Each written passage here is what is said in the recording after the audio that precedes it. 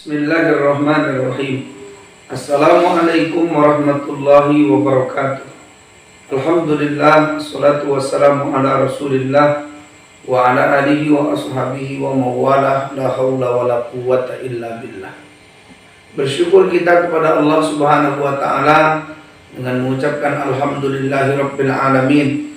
Berselawat kita kepada Nabi kita Muhammad sallallahu alaihi wasallam dengan mengucapkan Allahumma salli ala Muhammad wa ala ali Muhammad.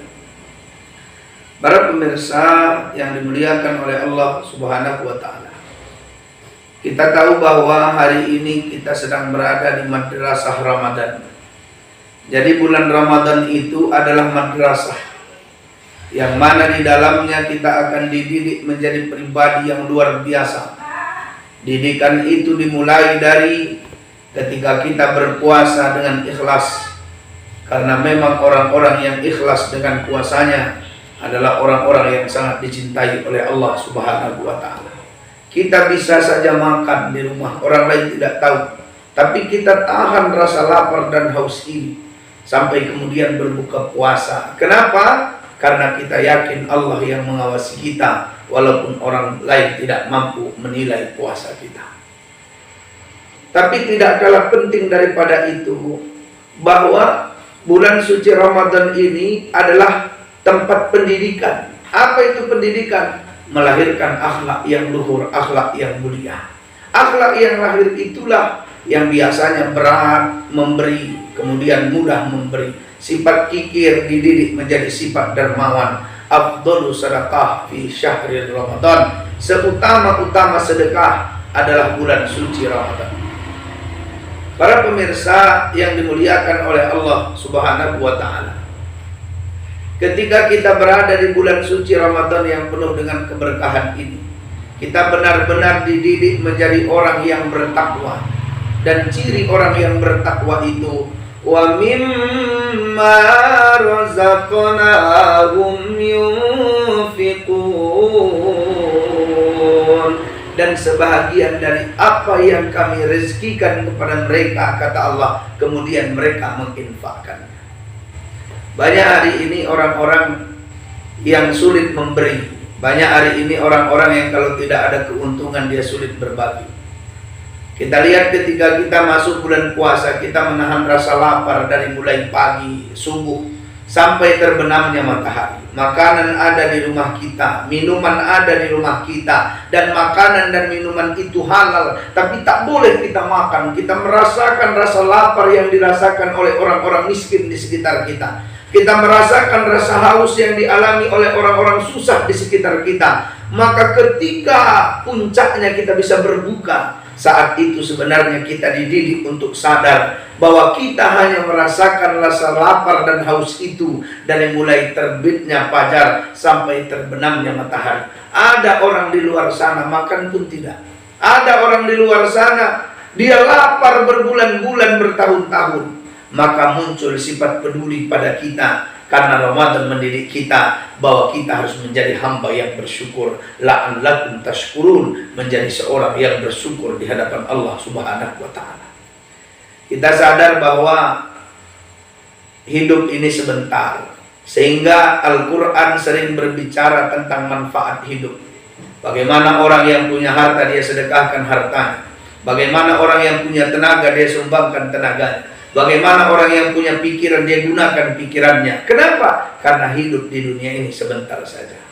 Hari ini harta yang kita simpan, yang tidak kita keluarkan zakatnya, sudah pasti akan harta itu akan dibuat untuk membakar kita di neraka.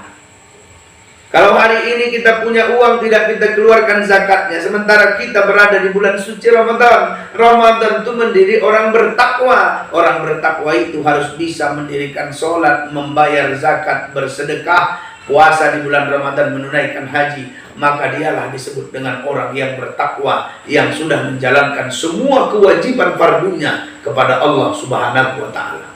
Jadi bayangkan kalau seandainya Ramadan tidak berhasil mendidik kita menjadi orang yang membayar zakat dan menjadi orang yang dermawan atas harta kita. Hidup ini bagai lampu dinding yang dinyalakan di mana hidup ini bagai lampu dinding yang dinyalakan di malam hari. Apabila minyak sudah kering, lampu pastikan padam sendiri. Kita tidak tahu kita ini hanya seperti lampu teflon yang ada minyak di bawahnya. Kalau minyaknya kering, lampu itu akan padam. Kita pun ada jatah usia di dunia ini. Kita tidak tahu kapan kita mati. Besok bisa kita mati. Harta kita akan jadi warisan, tak bisa lagi kita gunakan. Dan jadilah kita orang yang menyesal karena tidak bersedekah dengan harta. Para pemirsa yang dimuliakan Allah Subhanahu wa Ta'ala, menarik menutup ceramah singkat pada sore hari ini, yaitu kembali kita mengenang kisah bagaimana para sahabat Nabi Shallallahu Alaihi Wasallam. Sahabat Nabi itu yang luar biasa, salah satunya adalah Utsman bin Affan. Utsman bin Affan ini dia masuk Islam karena ajakan Abu Bakar Siddiq. Ketika Nabi menerima wahyu, ketika turun perintah berdakwah, saat itu Nabi pertama kali mendakwahi keluarganya, istrinya, anaknya, semua masuk Islam. Kemudian dia mendakwahi keponakannya Ali bin Abi Thalib, mendakwahi budaknya. Kemudian sesudah itu dia mendakwahi sahabatnya Abu Bakar Siddiq. Abu Bakar Siddiq kemudian mendatangi Utsman sahabatnya. Dia dakwahi Utsman. Kemudian Utsman orang kaya itu pun memeluk agama Islam. Tapi hebatnya Utsman tidak pernah pelit dengan hartanya. Kita tahu dalam sejarah bagaimana ketika itu Nabi mengumpulkan sahabat di perang Tabuk. Kita akan menghadapi perang Tabuk. Dari Madinah sampai ke lokasi perang itu, dari Madinah ke Tabuk itu sekitar hampir 1000 km. Jauh sekali. Kalau sekarang naik mobil cepat itu 10 jam. Kalau dulu berhari-hari mereka naik kuda, naik unta baru sampai ke sana. Banyak modal yang dibutuhkan. Pasukan yang dikirim sekitar 30 ribuan pasukan. Saat itu Nabi mengajak teman-temannya bersedekah, mengajak sahabat-sahabatnya bersedekah. Sahabat ada yang berkata, ini kusedekahkan ya Rasulullah, ini kusedekahkan ya Rasulullah, ini kusedekahkan. Sampai tak ada lagi yang bersedekah. Sementara kebutuhan perang jauh dari yang diinginkan. Maka saat itu tiba-tiba datang Utsman.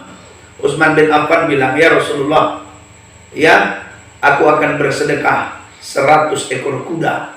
Dan kuda perang yang paling mahal. Dan kuda itu aku siapkan semua kebutuhannya. Bahkan baju besi dengan perisainya aku siapkan. Sehingga apa? Orang ingin berperang sudah cukup naik ke kuda dan punya semua di situ. Kalau kuda dulu kan, kuda yang paling mahal itu kan sekitar 1 miliar lah kalau sekarang. Tuh lihatlah kuda-kuda yang diajak lomba itu kan mahal itu. Kemudian kata Nabi, terima kasih Utsman. Semoga Allah membalas kebaikan. Kemudian pada saat itu Nabi bilang, siapa lagi di antara engkau wahai sahabatku yang mau bersedekah? Siapa lagi? Saat itu diam semua. Utsman berkata, oh berarti memang masih kurang. Maka kemudian dia berkata, ya Rasulullah, aku tambah 100 ekor kuda lagi. Kemudian kata Nabi, terima kasih Utsman. Siapa lagi yang mau bersedekah? Kata Utsman, ku tambah lagi ya Rasulullah 100 ekor kuda lagi. Kata Nabi, siapa lagi di antara kalian yang mau bersedekah? Kata Utsman, ya Rasul, ku tambah 100 ekor kuda, lengkap dengan keperluan perangnya. Kemudian Rasul memuji Utsman. Kemudian pada saat itu Rasul masih bertanya, siapa lagi di antara kalian yang mau bersedekah? Kata Utsman, ku tambah 100 ekor kuda lagi. Sampai 900 ekor kuda disedekahkan Utsman. Mencari uangnya itu susah, tapi dia sedekahkan semuanya. Sampai akhirnya Nabi bertanya lagi, siapa lagi di antara kalian yang ingin menyumbang? Maka kata Utsman, ya Rasulullah, kudaku tinggal 40 ekor lagi. Maka aku cukupkan 1000 ekor dengan 60 ekor unta. Kemudian pada saat itu Rasulullah memuji Utsman yang luar biasa. Dan ketika itu Utsman balik ke rumahnya, dia ambil emasnya yang banyak, dia kasih lagi. Dia ambil uang dinarnya, dia kasih lagi. Apa kata Rasul Utsman? Rasul tidak menyangka bongkahan emas dan uang itu ditumpukan di situ. Maka apa kata Rasul Sallallahu Alaihi Wasallam? Mulai hari ini tidak akan ada lagi menjadi penghalang Utsman masuk ke surga. Dan nanti di hari kiamat tidak akan ada yang mempersulit keadaan. Kenapa bisa begitu? Karena luar biasa jiwa sedekah. Jadi Utsman itu orang kaya, hartanya nggak habis-habis, sedekahnya luar biasa. Bayangkan itu 1 triliun mungkin kalau di total sedekah. Sulitnya waktu itu mencari uang di Madinah, sulitnya orang berdagang. Tapi Utsman menghabiskan semua hartanya pada saat itu untuk dipakai untuk berjuang di jalan Allah. Kata Nabi, mulai hari ini tak ada lagi yang bisa menghambatmu untuk masuk ke dalam surga. Para pemirsa yang dimuliakan Allah Subhanahu wa taala, Utsman begitu menanamkan pada diri dan keluarganya bahwa harta yang kita miliki ini hanya titipan. Ketika kita manfaatkan untuk berjuang, maka akhiratlah nanti tempat kita kembali dengan penuh kebahagiaan. Maka dia bersedekah. Saat itu terjadi lagi di Madinah musim paceklik, tak ada air kecuali air sumur yang ada di situ, kering semua air itu. Saat itu ada sumur satu milik orang Yahudi. Kemudian orang Yahudi dijualan air itu. Semua orang Islam itu ngambil air di situ, antri, kemudian bayar. Umat Islam sudah miskin, tak punya apa-apa. Utsman pada saat itu hadir. Apa kata Utsman? Wahai bapak, kata sama yang punya sumur itu, aku beli sumur. Kata bapak itu tidak bisa, kata orang Yahudi. Kenapa nggak bisa? Karena aku nggak mau nanti penghasilanku tiap hari habis gara-gara kau beli sumur. Kalau kayak gitu begini saja, kata Utsman. Ku beli separuh milik bapak. Bapak tidak akan kehilangan sumur. Ku beli hari ini aku yang ngambil airnya, besok bapak, besok aku, besok bapak. Maka kata orang Yahudi, hebat juga nih, kau bayar mahal, tapi yang punya sumur kita kongsi, cocok juga. Maka kemudian dibayar sama Utsman dengan harga mahal. Kemudian diumumkannya kepada orang Islam, orang di sekitarnya. Siapa di antara kalian yang butuh air, ambillah sepuasnya ke dalam sumur ini. Kemudian nanti stok di rumah kalian untuk 2 hari. Karena besok sumur nggak lagi jadi milikku, cuma hari ini, besok milik orang lain, besoknya baru kalian ambil lagi karena besoknya sudah jadi milikku. Maka rame-rame umat Islam, rame-rame orang Madinah itu mengambil air minum tuh. Kemudian pada saat itu apa yang terjadi? Saat itu orang Yahudi ini tadi melihat tak ada lagi yang membeli airnya karena di jatah Utsman air itu sudah diambil sama mereka dengan gratis. Apa kata orang Yahudi? Utsman, kau beli aja lah, sumurku habis karena nggak ada lagi yang mau ngambil air di masaku. Maka dibeli Utsman. Sampai hari ini sumur itu masih ada dan sampai hari ini masih mengeluarkan air. Maka pahala Utsman tidak akan berhenti ketika sumur itu masih digunakan oleh orang banyak untuk minum. Para sahabatku yang dimuliakan Allah Subhanahu wa taala, kita tahu bahwa hidup di dunia ini sebentar. Utsman benar-benar mencontohkan pada kita, orang kaya kalau bersedekah tidak akan habis hartanya. Dia mau miskin pun gak akan bisa miskin. Allah balas, Allah balas, Allah balas. Dan ketika dia menuju ke alam barzakh, saat itu dia tenang. Kenapa? Karena amal jariahnya sudah menantinya di sana, sedekahnya sudah menantinya di sana, yang saat itu akan memasukkannya ke dalam keridhaan Allah Subhanahu wa taala.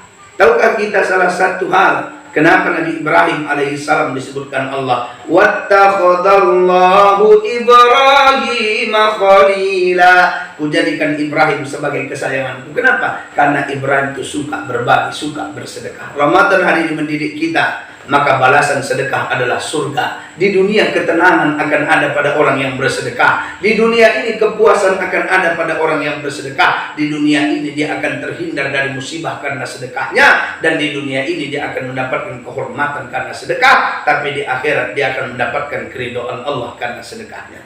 Inilah kajian kita di sore hari ini menjelang berbuka puasa mungkin. Atau bagi teman-teman yang sedang santai menikmati ceramah ini, mudah-mudahan bisa memotivasi kita untuk bisa menjadi orang yang dermawan. Karena orang yang dermawan adalah orang yang dirindukan oleh surga, surga dengan segala kenikmatannya. Assalamualaikum warahmatullahi wabarakatuh.